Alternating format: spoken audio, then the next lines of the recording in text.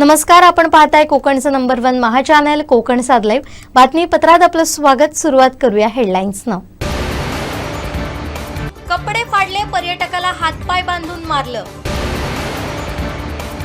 तर पालकमंत्र्यांचा नागरी सत्कार करू, परशुराम उपरकरांचं मोठं विधान. आणि श्रीदेव रामेश्वराची ऐतिहासिक डाळपस्वारी. आता पाहूया सविस्तर बातम्या.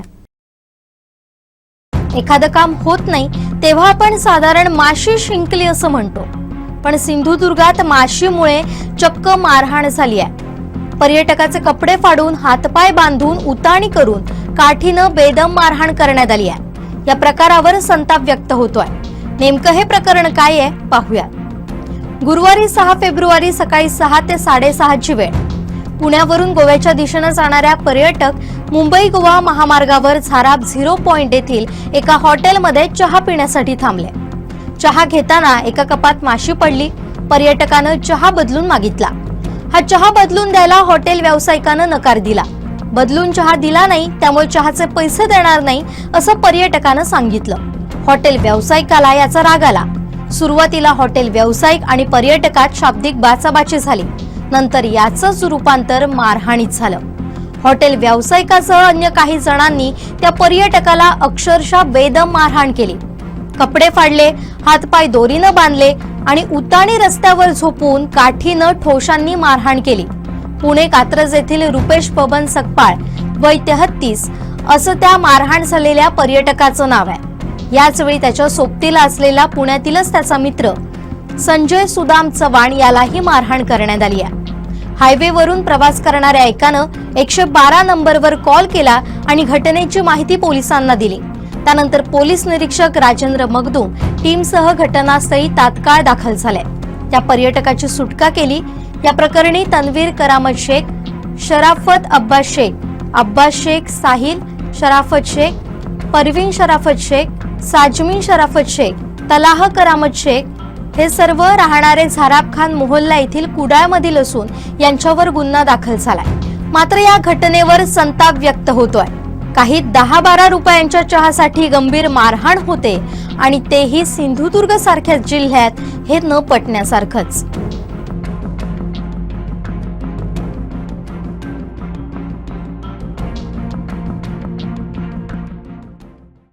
सिंधुदुर्ग जिल्ह्यात प्रथमच थरारक एरो मॉडेलिंग शोचं आयोजन करण्यात आलंय. हा अनोखा कार्यक्रम 9 फेब्रुवारी 2025 ला सावंतवाडीच्या जिमखाना मैदानावर होणार आहे. Rotary club Sawantwadi, रोट्रॅक club of Sawantwadi आणि सावंतवाडी नगर परिषद यांच्या वतीनं हा शो आयोजित करण्यात आलाय. V4 infinite beacon consultancy LLP हे या शोचे मुख्य प्रायोजक आहेत. या शोमध्ये अत्याधुनिक रिमोट कंट्रोल एरो मॉडेल्स, विविध प्रकारची हवाई कसरत करणारी मॉडेल, विमानं तसेच हाय स्पीड जेट्स पाहायला मिळणार आहे.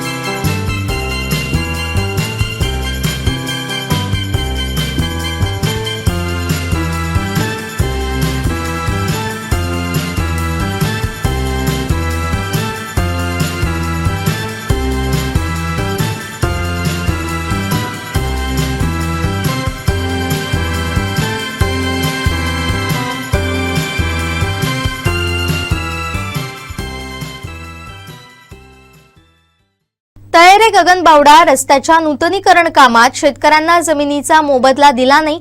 भूसंपादन न करता जमिनीची खोदाई, त्यातील झाडं तोडून नेली. आता शेतकऱ्यांना आत्महत्येशिवाय पर्याय नाही अशी भावना वैभववाडीत प्रांताधिकारी यांच्या बैठकीत करूळ येथील शेतकऱ्यांनी मांडली आहे.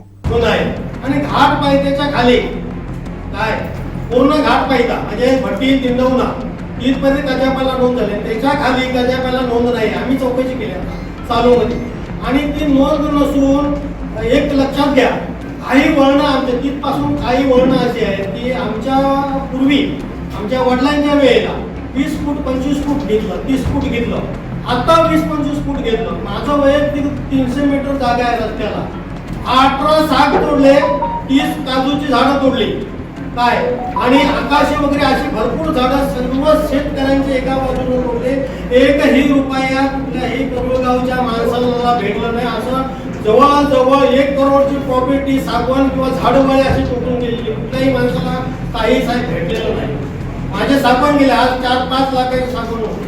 आणि लक्षात दुसरा प्रकार एक असा आहे की करूळ जामदावाडी चिंचेपासून तो भोयडावाडीतून असा तिरका रोड होता. हे आता आमचे साहेब बोलले, प्रमोदराव साहेब, तशीच नोंद त्याची वेगळी होती. आता तो रोड नुसता सुद्धा तो सुद्धा कोणाला त्याच्यातलं काहीही 1 रुपया मिळाला नाही.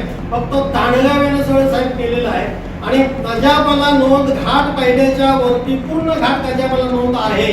परत घाट पायथ्यापासून खाली म्हणजे भटी ते दिंडवणा पाटीपासून वरती नोंद आहे, खाली नोंद नाही, अशी आम्ही पूर्णतः माहिती घेतलेली आहे. तर त्याचं पण जरा निरीक्षण साहेब झालं पाहिजे. कारण काय माहिती, आणखी महत्वाची गोष्ट तुम्ही लक्षात घ्या, आज शेतकऱ्यांची झाडं किती तुटली ती बघा. आणि त्याला एकही माणसाला त्यांनी कॉन्ट्रॅक्टर कुणाला दिलं आणि ते आले, तोडला नाही, नेला नाही, रात्रंदिवस. आम्ही म्हटलं काय चाललंय हे, लोक हरकत ते माने नाही तो हरकत. माझे 5-7 लाखाची नुकसान झाली, साग गेले, काजू गेले, बाग आहे काजूची लागून त्या 300 मीटर रोडचे काम केलं. ते सुद्धा असं एकदा 20 फूट काढलं, परत 30 फूट काढलं. म्हणजे तुम्ही तर काय मला म्हणताय, तुम्ही झालं मान्य आहे, आम्हाला पण ते बोलतात तसं मान्य आहे, पण किती फूट किती फूट काढले तुम्हाला तुम्ही, किती वेळा. एक पिढी मागची गेली, आता पण दांडग्यावरून नेलाय. काय करणार आम्ही साहेब, आत्महत्येशिवाय पर्याय नाही लोकांना आहे. नुसती तेवढी सिंगल जागा ते पण लोकांची गेलेली आहे. मग त्या संदर्भात जरा तुम्ही वरच्या लेवलला विचार करून जनतेला काहीतरी मोबदला भेटेल याच्या. राष्ट्रीय महामार्ग प्राधिकरण विभागानं शहरातील आपली हद्द अद्यापही निश्चित न केल्यामुळे शहरातील अनेक विकास कामं खोळंबली आहेत. याला हा विभाग जबाबदार आहे. त्यांच्या चुकीचं खापर जनता आमच्या डोक्यावर फोडते, असा आरोप उपनगराध्यक्ष संजय सावंत यांनी केलाय. काय म्हणालेत प्रांताधिकारी यांच्यासोबत झालेल्या बैठकीत सावंत, पाहूया. एक वेळा तोंडी आणि लेखी स्वरूपात नगरपंचायतीकडनं पत्र दिलेले. आपल्या अखत्यारीत येणारा जो रस्ता आहे त्याच्या दोन्ही साईडने गटारं नाही, आम्ही ती करू शकत नाही, बरोबर ना. त्याच्यानंतर शहरात पाणी पावसाळी साठलं, अगदी वरपासून खाली पर्यंत. पत्रकारांनी अगदी पोटी सुद्धा सोडलेल्या त्याचे फोटो सुद्धा आमचे नगरपंचायतीचे हे नामानिराळे बाजूला राहतात. आणि ऍक्सिडेंट सुद्धा या रस्त्यावर अलीकडे झाले. मोटरसायकलवाला एक मुलगा वाचला, म्हणून वाचला त्यावेळी, एका गाडीने ठोकले. आणि हे सगळं नगरपंचायतीवर आमच्यावर खापर फोडलं जातं. त्यांना वेळोवेळी पत्र दिली, तोंडी सांगितलं, साधी गटारं तरी मारा. आमची आता तिथे नगरपंचायतीचे तिथपर्यंत गटार. दुसरा महत्वाचा विषय, PWDचं परवानगी घेऊन, कारण कोंडा उंबर्डे पर्यंतचा रस्ता हा PWD आणि आपल्या अखत्यारीत येतो महसूलच्या. आणि हा रस्ता इकडचा, म्हणजे आमची परिस्थिती नगरपंचायतीची अशी आहे, आई जे कानुनाने बाप भीक मागू देणं अशी परिस्थिती यामध्ये नगरपंचायतीची. सुशोभीकरणाची कामं घेतलेली आहेत, विकास कामं घेतलेली आहेत. यांना वेळोवेळी पत्र देऊन ते तर काही आम्हाला उत्तर देत नाही. आणि चौकातलं काम आता हे केलेलं 2 वर्षापूर्वी यांच्याकडे परवानगी मागून PWDने परवानगी जोशी सरांनी दिली त्यावेळी, आणि ते केलेलं काम तिथे आता हे म्हणतात ते उकरून काढतात. मग ह्यांची जबाबदारी होती ना. आता आम्हाला समजलं की भूमी अभिलेख त्यांनी हेच नाही घेतलं, आता ते डीपीचं सांगायला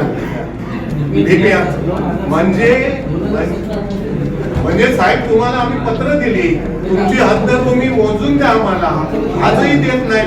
आजही त्या कुठची गटार कुठली कामं करणार. तळेरे गगनबावडा राष्ट्रीय महामार्गाच्या कामात शेतकऱ्यांना जमिनीचा मोबदला मिळाला नाही, यावरून भाजपचे जिल्हा उपाध्यक्ष प्रमोद रावराणे हे आक्रमक झालेत. त्यांनी बैठकीत काय भूमिका मांडली आहे, पाहूया. तोंडी नाही, तोंडी काय करायचं ते केलं. यांच्याकडे आम्ही 3/9/5च्या अगोदरपासून देखील तोंडी सगळं मागत होतो, काही दिलं नाही. 3/9 या मी जे काही प्रश्न मांडतोय त्या संदर्भात यांना RTA टाकलाय 3/9 माहितीच्या अधिकारात. आजच्या तारखेपर्यंत यांनी उत्तर दिलं नाही. शेवटी अपिलात जायला लागलं. रत्नागिरी, कोल्हापूर, अगदी मुंबई पर्यंत ज्याने कोणी RTA टाकला आमचा भाऊ त्याला मुंबई पर्यंत जायला लागलं. आजच्या तारखेपर्यंत या सगळ्याची एक शब्दाची माहिती देऊ शकले नाही. हेच जर तेव्हा साहेब क्लिअर झालं असतं, गावात येऊन बसले असते, समन्वय संवाद झाला असता, हे तुमचं चुकीचं आहे, आमचं बरोबर आहे म्हणून सांगितलं असतं, हा विषय एवढा झालाच नसतो साहेब. 3/9 RTA आहे, हे त्याच्यावरचं अपील आहे, ही त्याच्यावरती झालेली उत्तर आहे. सुनावणी काय, तुम्ही उत्तर देत नाही म्हणून सुनावणी झाली. एका प्रश्नाचं उत्तर दिलंय का बरं साहेब? म्हणून तुम्ही म्हणतो बोलू नका. तुम्ही RTA टाकून जर माहिती द्यायला तयार नाही तर इथे कुठे खातूरमधून उत्तर देऊन तुमच्या शाळेचे हेडमास्तर आहे मी. एका तरी प्रश्नाचं उत्तर दिलंय RTA ला. हे हस्तांतरित केलं, हे ट्रान्सफर केलं, ह्याच्याकडे दिलं, त्याच्याकडे दिलं. ताबा कशाचा घेतला? तुमच्याकडे काही कागद नाही आहे, कजापण नाही आहे, त्याचं रेखांकन नाही आहे, ताबा कशाचा घेतला? निविदा कशाची काढली? तुमची मालमत्ताच नाही त्या प्रॉपर्टीवर तुम्ही जर काम करू शकता का? 500 कोटीचं तिथं सिद्ध झाली पाहिजे ती मालमत्ता तुमची आहे. ग्रामपंचायत सुद्धा नमुना नंबर 22-23 ला काय असल्याशिवाय स्मशान शेडसाहेब बांधत नाही, पायवाट बांधत नाही, त्यांना तो नियम लागू होतो. बक्षीसपत्र घरकुल बांधलं तर बक्षीसपत्र करायला लागतं. ह्यांना काहीच नियम नाही आहेत का? रस्ता तुमचा मोत्यातून काम करा बघूया. चला, तुमचा जो कजापा आहे ना 4 हेक्टर 51 गुंठ्याचा, त्याच्या बाहेर तुम्ही जायचं नाही. यांनी हे मान्य आहे का? बघा कोण तक्रार करणार आहे बाबा? नाही सगळीकडे नांदवड्यात पण तीच परिस्थिती आहे. पैसे माझ्या आजोपंजोबाने घेतले ना घेतले नंतर बोलतो. मी जरा 2 मिनिटं बोलतो. बापूंनी सांगितल्याप्रमाणे नांदवड्यात पण तीच परिस्थिती आहे. 7/12 आजही सर शेतकऱ्यांच्या नावावर आहे, फ्रेश 7/12 आहे. कुणाच्या 7/12वर हे नाही काय गजापो झालेलं हे नाही किंवा फेरफार झालेलं तसं असेल तर दाखवा. मी माझ्याकडे एक फ्रेश 7/12 आहे, त्याच्यातून आता जो रस्ता गेलाय पूर्ण आमच्या जागेतून ते मी दाखवतो तुम्हाला 7/12. 2 मिनिटं सांगतो. तुम्ही आता नांदवड्याचं जे भूसंपादन सांगला तो प्रस्ताव जो आलाय तो नवीन आणि तिने टेपकन काढण्यासाठी जो आहे त्याच्यासाठी तो प्रस्ताव एक पालकमंत्री नितेश राणेंनी त्यांच्या ताफ्यातील मटका दारू सप्लायर्स करणाऱ्यांच्या गाड्या बाजूला कराव्यात. 6 महिन्यात गाड्या बाजूला केल्या तर ठाकरे सेनेच्या माध्यमातून पालकमंत्र्यांचा नागरी सत्कार करणार असं म्हणत परशुराम उपरकर यांनी थेट पालकमंत्री नितेश राणेंना आव्हान दिलंय. पाहुयात नेमकं काय म्हणालेत परशुराम उपरकर. त्याचबरोबर या जिल्ह्यामध्ये जे अनैतिक धंदे चाललेले आहेत, जुगार, मटका विटका, ते थांबवण्याचा तुम्ही घोषणा केली आहे. पण कधी कधी तुमच्या ताफ्यात त्यांच्याच गाड्या मटका किंवा दारू सप्लाय करणाऱ्यांच्याच गाड्या तुमच्या ताफ्यात असतात. त्या गाड्यांना जरा बाजूला करा. आणि ह्या सर्व गोष्टी जर केल्यानंतर 6 महिन्यात त्या गोष्टी झाल्या तर 6 महिन्यात शिवसेना त्यांचा नागरी सत्कार ह्या पालकमंत्र्यांचा करतील तरच आम्हाला खऱ्या अर्थाने पालकमंत्री चांगलं काम करते असं दिसेल. त्याचबरोबर या जिल्ह्यामध्ये जे अनैतिक धंदे चाललेले आहेत, जुगार, मटका विटका, ते थांबवण्याचा तुम्ही घोषणा केली आहे. पण कधी कधी तुमच्या ताफ्यात त्यांच्याच गाड्या मटका किंवा दारू सप्लाय करणाऱ्यांच्याच गाड्या तुमच्या ताफ्यात असतात. त्या गाड्यांना जरा बाजूला करा. आणि ह्या सर्व गोष्टी जर केल्यानंतर 6 महिन्यात त्या गोष्टी झाल्या तर 6 महिन्यात शिवसेना त्यांचा नागरी सत्कार ह्या पालकमंत्र्यांचा करतील तरच आम्हाला खऱ्या अर्थाने पालकमंत्री चांगलं काम करते असं दिसेल. रत्नागिरी शहरात वेदांचा जागर करण्यात आला. निमित्त होतं क्षेत्रीय वैदिक संमेलनाचं. कपाळी टिळा, पांढरं धोतर, उपवस्त्र, भगवी टोपी अशा पारंपरिक वेशभूषेतील पौरोहित, वेदाध्ययन करणारे तरुण, ज्येष्ठ या शोभायात्रेत सहभागी झाले होते. भगवा ध्वज, पताकाही फडकत होती.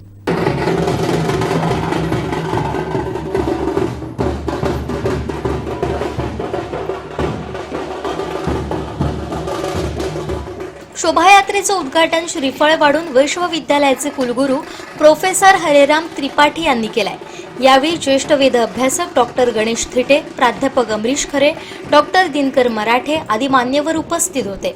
झाडगाव येथील माधवराव मुळये भवन येथून सुरू झालेली शोभायात्रा टिळकाडी, आठवडा बाजार मार्गे रामाळी, गोखले नाका, लक्ष्मी चौक येथून परत पोहोचली.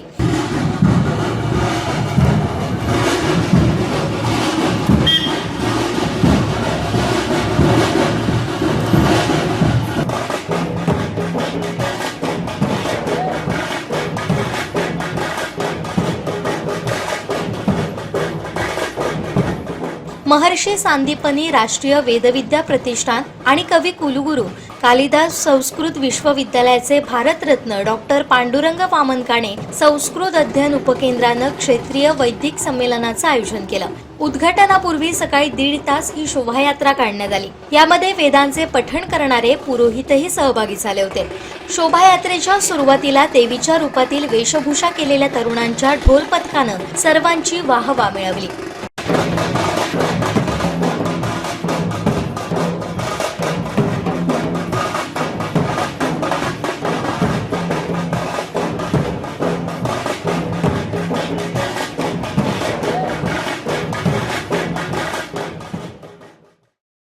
सावंतवाडी बस स्थानकात इलेक्ट्रिक एसटी बससाठी चार्जिंग सेंटर उभारण्यासाठी कोलगाव वीज उपकेंद्र ते बस स्थानक या मार्गावर केबल टाकली जाते. कोलगाव बाहेरचा वाडा परिसरात रस्ता खणून खडी आणि माती रस्त्यावरच टाकली गेली आहे. यामुळे अपघातांना निमंत्रण मिळत असून सकाळी तशा 2 घटनाही घडल्यात.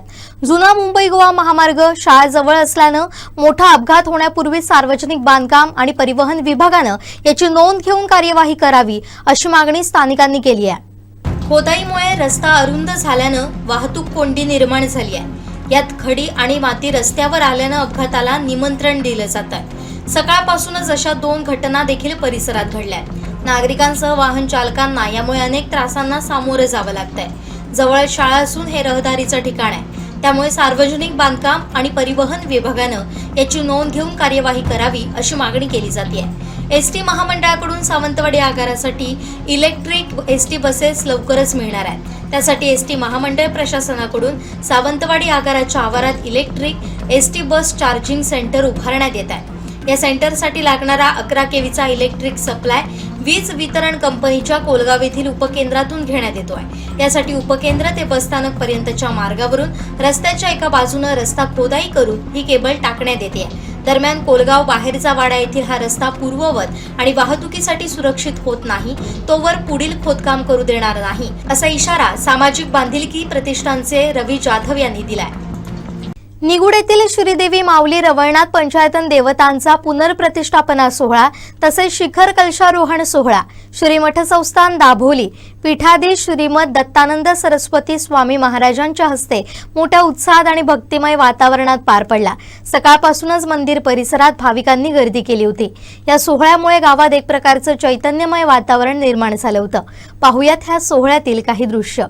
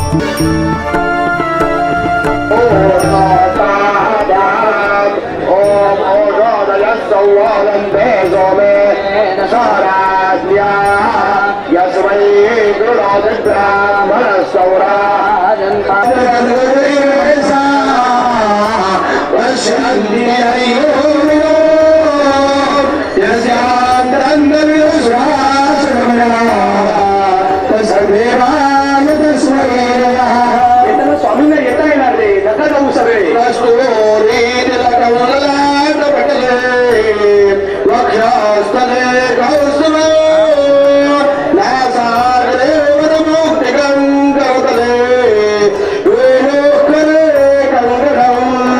सर्वांगे हरिचंदन सुधलिता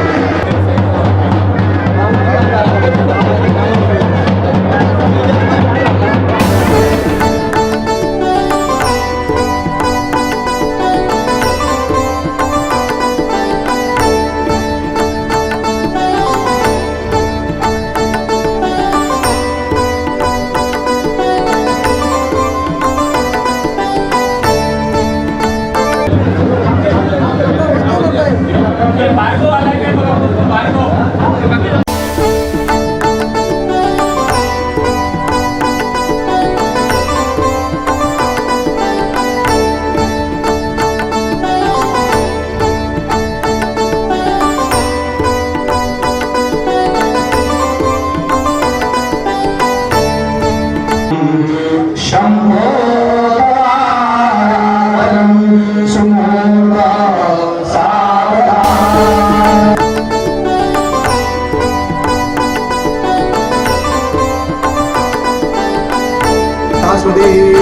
ध्रुवं इन्द्रश्चाग्निश्च राष्ट्रं धारयतां ध्रुवं ध्रुवं ध्रुवेण हविषा विसोमं वृषामसि अथो यज्ञकेवली पुष्पान्धाय क्रन्दोषो ब्रह्मात्मो वदोदयात विद्या यज्ञस्य मात्रा विमे उत्तमः।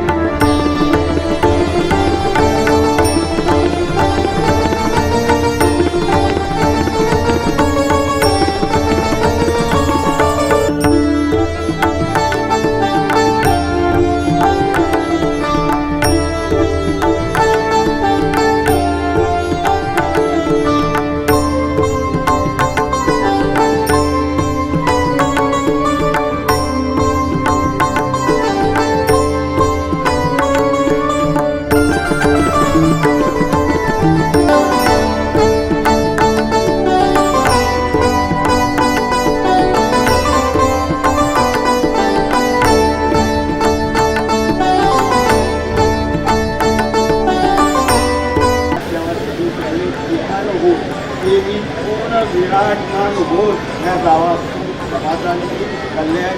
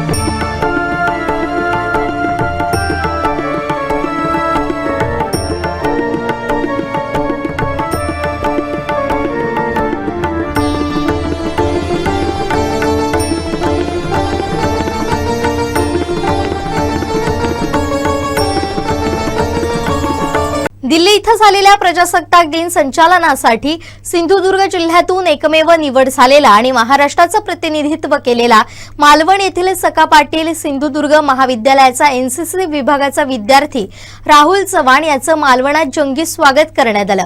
वाजत गाजत काढण्यात आलेल्या या रॅलीत मोठ्या संख्येनं मालवणवासीय सहभागी झाले होते।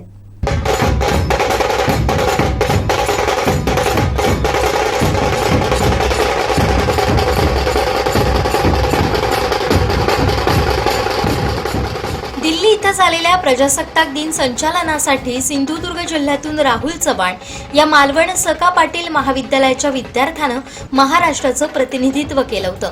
राहुल चव्हाण याला महाराष्ट्राकडून दिल्ली परेडसाठी पाठवण्यात आलं होतं। त्यानं महाराष्ट्राचं, सिंधुदुर्ग जिल्ह्याचं आणि मालवण तालुक्याचं प्रतिनिधित्व केलं।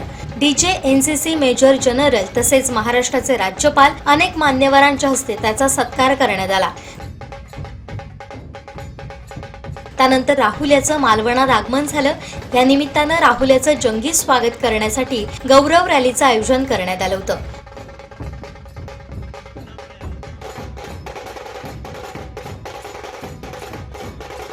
कुंभारमाड इथं छत्रपती शिवाजी महाराजांच्या पुतळ्याला वंदन करून रॅलीला सुरुवात झाली।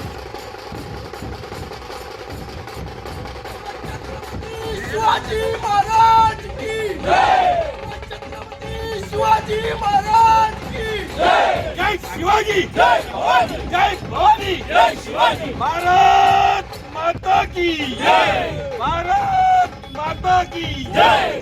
त्यानंतर देऊळवाडा, भरड नाका, बाजारपेठ मार्गे, फोकांडा, पिंपळ, कन्याशाळा मार्गे सिंधुदुर्ग कॉलेज अशी रॅली काढण्यात आली। या मार्गावर मालवणवासीय, सामाजिक संस्थांनी राहुल याचं अभिनंदन केलं। त्यानंतर कॉलेजमध्ये विविध संस्था, पदाधिकाऱ्यांकडून राहुलचा सन्मान करण्यात आला।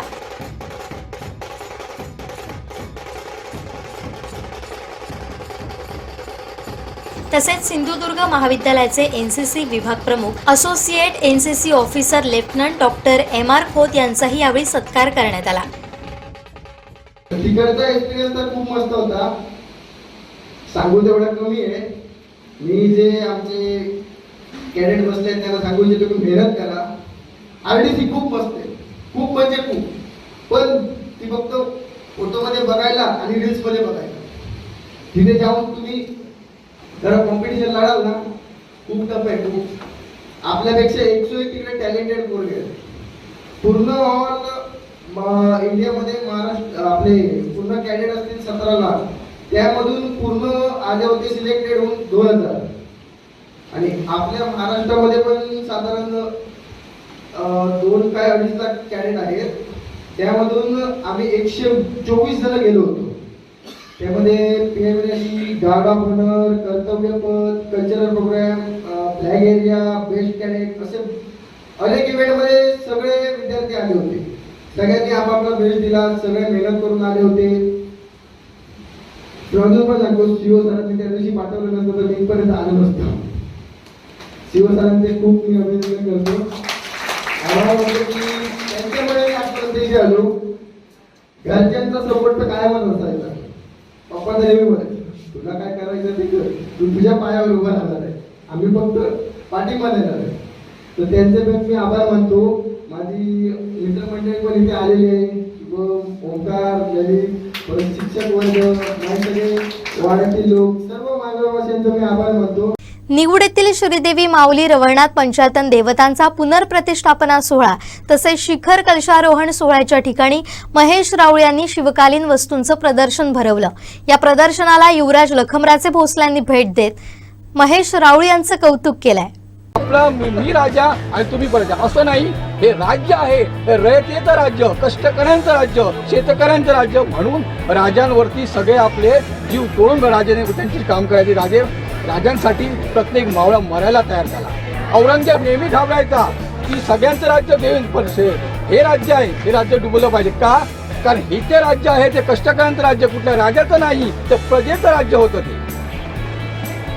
ते शिवाजी महाराजांचे जे प्राचीन जे फोटो होते ते सगळे तिथे छत्रपती शिवाजी महाराजांची ते नाणी लावली आणि इथे खास तुमच्यासाठी हे आहे। कारण तुमच्या वंशाची सिसोदेत होते प्रथम, त्याच्यानंतर इथे हे झाले शाखा निर्माण झाले घोरपडे आणि भोसले। घोरपडे असं झालं की त्यांना आदिलशहाकडनं घोरपडे किताब मिळाला आणि भोसले यांचं असं झालं की भोसारीकडची वतनदारी त्यांना म्हणून ते भोसले झाले. इथे शिवाजी महाराजांची पूर्ण मी त्यांच्या परिवारामध्ये त्यांची आयुष्यमर्यादा किती होती. शिवाजी महाराजांची आयुष्यमर्यादा 50 वर्ष होती. आपल्याला 50 वर्षामध्ये मुंबईमध्ये एक रूम घेऊ शकत नाही आपण, पण राजाने 50 वर्षामध्ये एवढं विश्व निर्माण केलं. ते कशावर? त्यांचा स्वभाव, त्यांच्यामध्ये असलेली बुद्धिमत्ता ही राजांची एकदम विलक्षण होती. त्यांना किती पत्नी होत्या? त्यांना 2 मुलगे होते, राजाराम महाराज आणि संभाजीराजे. त्यांना एकूण 8 पत्नी होत्या, त्यांना एकूण 6 मुली होत्या. ही दुर्मिळ माहिती असते की ही माहिती माझ्या शाळेतील प्रत्येक मुलांना समजावी म्हणून मी इथे लावली. हा आपला सातर्डे गाव आहे बघा, इथे शिलालेख आहे. हा एकदम म्हणजे काय लावलं हे सगळं मी, कारण आपला सिंधुदुर्ग जिल्हा हा पर्यटन जिल्हा आहे. ह्या गोष्टीची लोकांना माहिती व्हायला पाहिजे म्हणून तिथे लावलं. इथे सातवाहन कालखंडातली नाणी लावली आहेत. ती पंचमार नाणी असतात. पंचमार नाणी म्हणजे याच्यात काय असतो? एक सिक्का वगैरे असतो. आपल्याकडे 1 रुपया हे नाव आपण सध्या घेतो, पण 1 रुपया नाव हे कुठून आलं? तर हे 1 रुपया नाव शेषशास्त्री म्हणून होता, त्याने तो 1 रुपया काढला. तो 1 रुपया पहिला हा ही विजापूरची आदिलशाही हे पण नाणी आहे, हे पण लाल. आणि इथे खास हे याच्यासाठी बनवलं की मी सिंधुदुर्गातला आहे म्हणतो, पण माझ्या सिंधुदुर्गात काय आहे हे लोकांना समजलं पाहिजे. माझ्या सिंधुदुर्गाचे राजे पण होते आणि आज युवराज माझ्या समोर आहे. हे माझं भाग्य आहे. मी कुठेतरी माझ्या आई वडिलांनी पूर्व पुण्याही केली होती म्हणून आज मी राजांसमोर बोलतोय. पण माझे राजे आहेत आणि मी त्यांची प्रजा आहे म्हणून राजांचं मी पूर्ण समुद्र संस्थांचं जे काय काय माझ्याकडे जेवढं मला डॉक्युमेंट घेता येईल ते सगळे डॉक्युमेंट याच्यामध्ये ठेवले आहेत. आणि तुमच्या तिथून बस 2027 पासून मी लावले, पण त्याच्या अगोदर तुमच्याकडे त्या मार्क्स साऊंड वगैरे येतात. मार्क्स साऊंड तुमचं ते दीर्घ आहे मांगल्याचा मठ तिथे. त्याच्यानंतर तुमचा जो मूळ पुरुष आहे तो मूळ पुरुष तुमच्या होडावड्यामध्ये गावामध्ये आहे बघा, त्यांचंही मी ते लावण्याचा प्रयत्न. तिथे होडावड्या गावामध्ये अजून एक आहे साळा म्हणून आहे. गावी आदिलशहाच्या सैन्याने ज्यावेळी आपल्यावर राज्य ह्या सावंत संस्थानावरती आक्रमण केलं त्यावेळी तिथे दळवी आणि माझे राजे मार्क्स साऊंड यांनी लढाई केली. दोघेही तिथे धारतीर्थ पडले, पण ही लढाई त्यांनी जिंकली होती. ती कशी जिंकली होती? तिथे मधमाशा असतात बघा, मधमाशा ते हे फुटलं आणि त्या आधीच्या सैन्यावरती तुटून पडलं. या गावचे सुपुत्र महेश रावळे यांनी शिवकालीन चित्रप्रदर्शन भरवलं आहे, त्यांना काय शुभेच्छा द्याल? नाही, त्यांनी भरपूरच सुंदर मतलब शिवकालीनचं आणि सावंतवाडी संस्थांचं पण त्यांनी ठेवलेलं आहे. तर मी खरं एवढं सगळं कलेक्शन केलेलं आहे, एक चांगलंच गोष्ट आहे. आणि त्यांची इच्छा आहे इथं कुठेतरी एक म्युझियम उभारं करणं ह्या निगडे गावामध्ये. तर 100% मी म्हणजे ते होईलच.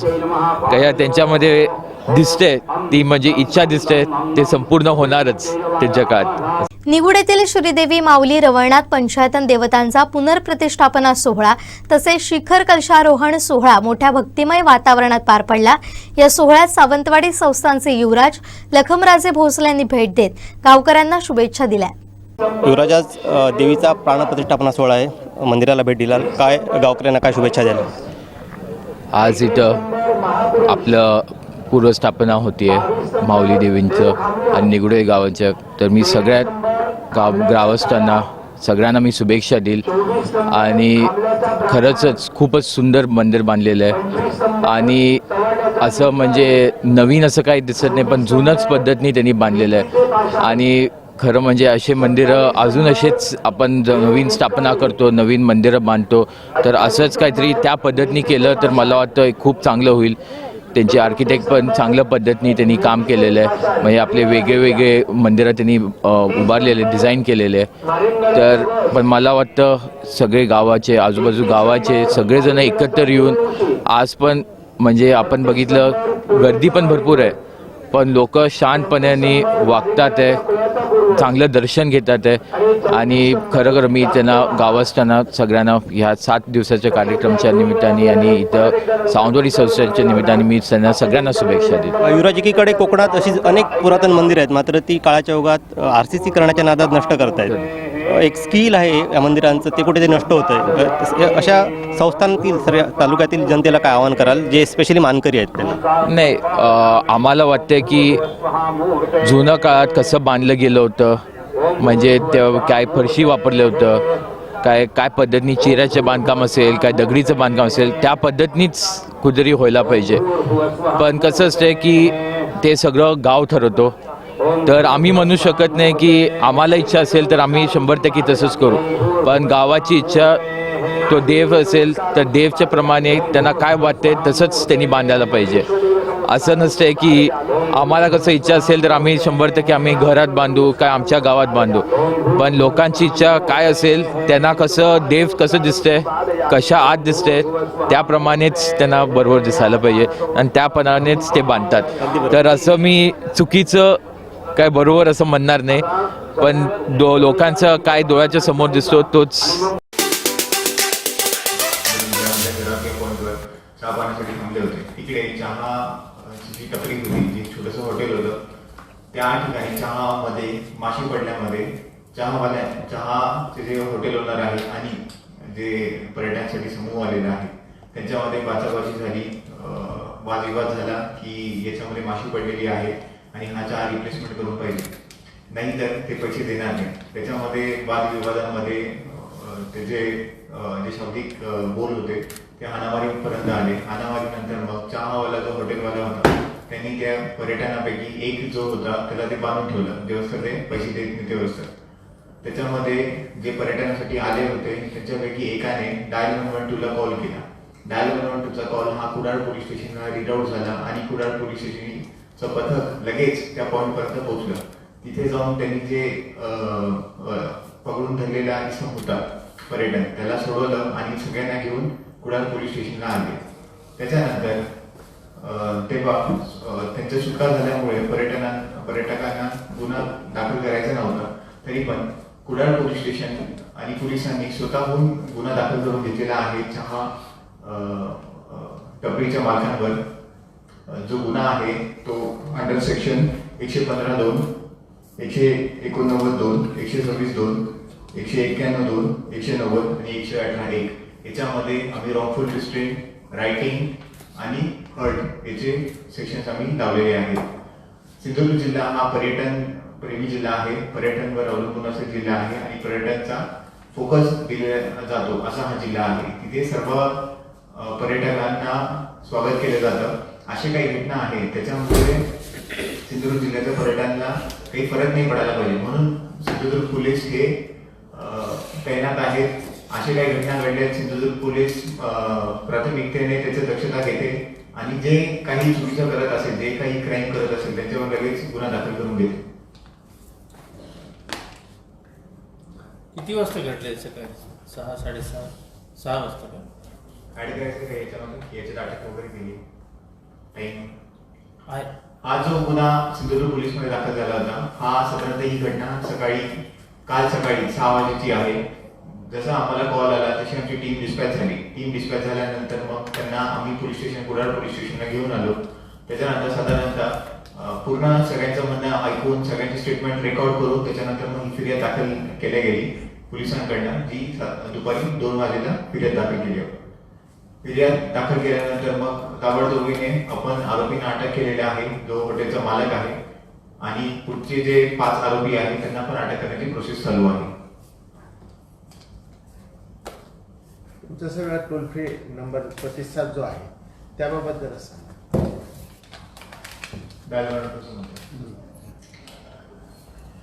महाराष्ट्रातील सगळ्या जिल्ह्यांप्रमाणे सिंधुदुर्ग जिल्ह्यामध्ये पण डायल 112ची प्रणाली सुरळीत प्रकारे चालू आहे. कालचा जो घटना घडला होता त्याच्यामध्ये पण लोकांना डायल 112 बद्दल माहिती असल्यामुळे त्यांनी ताबडतोबीने डायल 112ला कॉल केला होता. तो कॉल लगेच कुडाळ पोलीस स्टेशन पर्यंत पोहोचला आणि कुडाळची टीम लगेच डिस्पॅच झाली. याच्यामध्ये थोडाही वेळ लागला नाही, पोहोचण्यासाठी रिस्पॉन्स एकदम फास्ट होता. याच्यामुळे ही जी घटना आहे ती लवकरात लवकर आवरता आली आणि आरोपींना लवकर पकडता आला. याच्याने आपल्याला कळत आहे की डायल 112ची जनजागृती चांगल्या प्रकारे झालेली आहे आणि सिंधुदुर्ग जिल्ह्यामध्ये पण ही प्रणाली चांगल्या प्रकारे चालत आहे.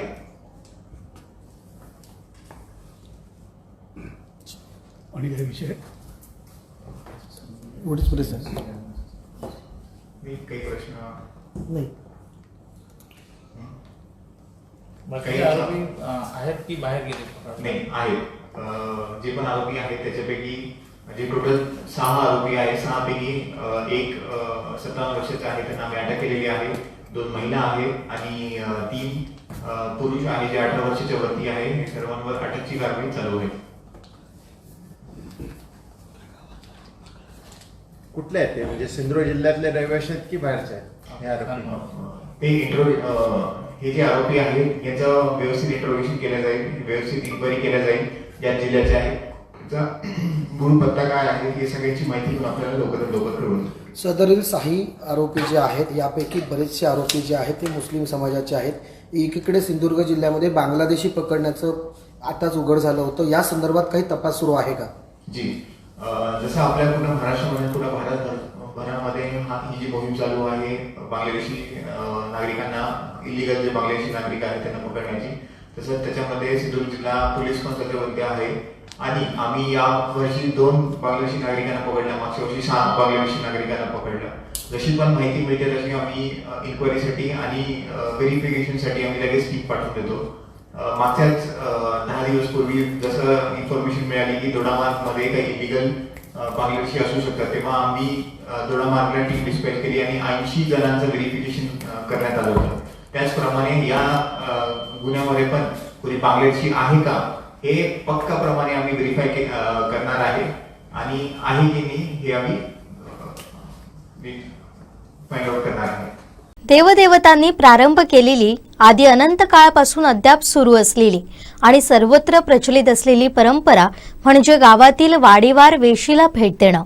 पुरातन काळापासून चालत असलेली ही देवदेवतांची डाळपस्वारीची प्रथा. आज जाणून घेऊयात इनामदार श्रीदेव रामेश्वराची ऐतिहासिक डाळपस्वारी असते कशी.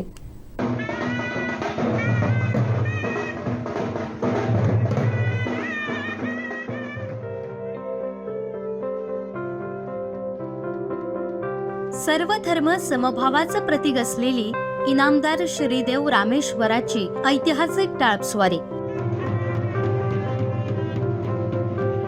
2 फेब्रुवारी वसंत पंचमी पासून सुरू झाली आहे. आचरे संस्थांचा राजा असलेल्या श्रीदेव रामेश्वर रयतेची सुखदुःख जाणून घेण्यासाठी भक्तांच्या दारी जातोय. डाळपस्वारीच्या माध्यमातून श्रीदेव रामेश्वर रयतेच्या संपूर्ण रक्षणाची हमीच देतोय. श्री स्वागतासाठी संपूर्ण आचरे गाव सजलाय. शासनाच्या ग्रामस्वच्छता अभियानालाही लाजवेल एवढी स्वच्छता आणि सौंदर्य या डाळपस्वारी निमित्त अनुभवता येतं. श्रींची स्वारी गाऊडदेव येथील ब्राह्मणदेव मंदिरातून रवाना झाली. गाऊडवाडी येथील लोकांची गाराणी आणि ओटा स्वीकारत दुपारी बोटीतून जामडूल बेटाकडे गेली. जामडूलच्या जनतेची गाराणी ऐकण्या अगोदर जामडूल खाडीपात्राच्या पलीकडे असलेल्या पिरावाडी येथील हजरत पीर इब्राहिम खलील या पीराला भेट देत आदरपूर्वक मान राखून या ठिकाणी समस्त रयतेची गाराणी ऐकली. जामडूल वासियांनी श्रींच्या स्वागताची जय्यत तयारी केली होती. या ठिकाणी विश्रांती घेतल्यानंतर श्रींची स्वारी होडीतून जलविहार करत जामडूल बेटावरून पिरावाडी इथं गेली.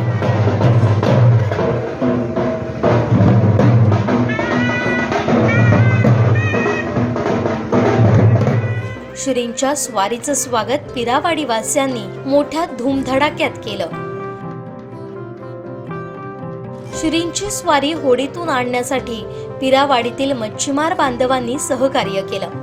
तिथं काही काळ विसावल्यानंतर श्रींची स्वारी हिरलेवाडी येथील शिवापूरच्या बांधावरून माडांच्या झावळीच्या चुडींच्या प्रकाशातून देवतरंगांचे त्वेषानं धावत जाऊन भक्तांना भेट देतात. तसेच ठिकठिकाणांची देवतरंगांची आनंदी झुलवे नृत्य ही केवळ प्रेक्षणीय नसून दर्शनीयही असतात. रात्री उशिरा ब्राह्मणदेव मंदिरात श्रींची स्वारी विश्रांतीसाठी थांबली. गुरुवारी पहाटे स्वारी नागझरी येथील गिरवळी मंदिरात दाखल झाली. गिरवाळी मंदिरातून सकाळी आचरा बाजारपेठ मार्गे तिठा श्री ब्राह्मण मंदिर नागोची वाडी इथं जाणार आहे. तेथून पारवाडी मार्गे ब्राह्मणदेव मंदिरात रात्री पोहोचणार आहे. मध्यरात्री पुन्हा श्री रामेश्वर मंदिर इथं परतणार आहे. मंदिराला प्रदक्षिणा घालून गांगेश्वर मंदिरात थांबणार आहे. अशी ही इनामदार श्रीदेव रामेश्वराची ऐतिहासिक डाळपस्वारी.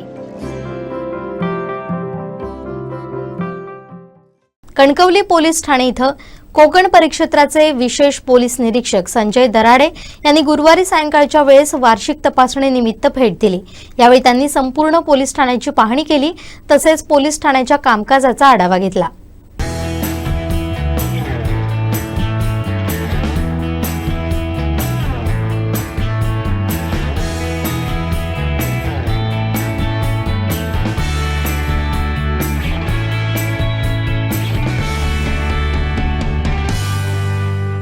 आपला भर हाच आहे की 100% गुन्ह्यांचं डिटेक्शन व्हावं आणि त्या दृष्टिकोनातून पोलीस स्टेशन स्तर आहे, लोकल क्राईम ब्रँच आहे, त्या सगळ्यांचे प्रयत्न सुरू आहे आणि जे चांगलं काम करत आहे त्याला आम्ही भरघोस बक्षीस पण देणार आहे. मी सिंधुदुर्ग जिल्ह्याच्या वार्षिक इन्स्पेक्शनच्या प्रोग्राममध्ये आहे.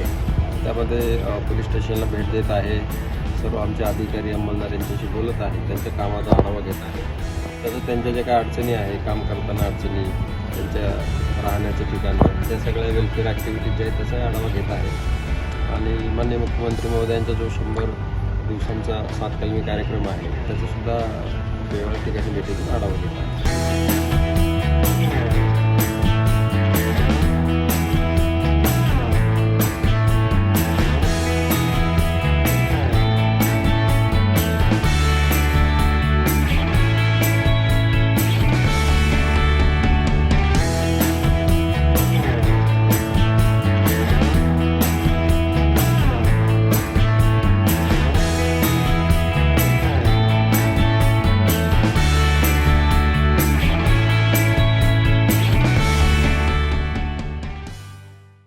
शेवटी ठळक घडामोडी पुन्हा एकदा. कपडे फाडले, पर्यटकाला हातपाय बांधून मारलं, तर पालकमंत्र्यांचा नागरी सत्कार करू, परशुराम उपरकरांचं मोठं विधान. आणि श्रीदेव रामेश्वराची ऐतिहासिक डाळपस्वारी. बातमीपत्रात वेळ झाली इथेच थांबण्याची. पाहत राहा कोकणचं नंबर 1 महा चॅनल कोकण साध लाईव्ह. धन्यवाद.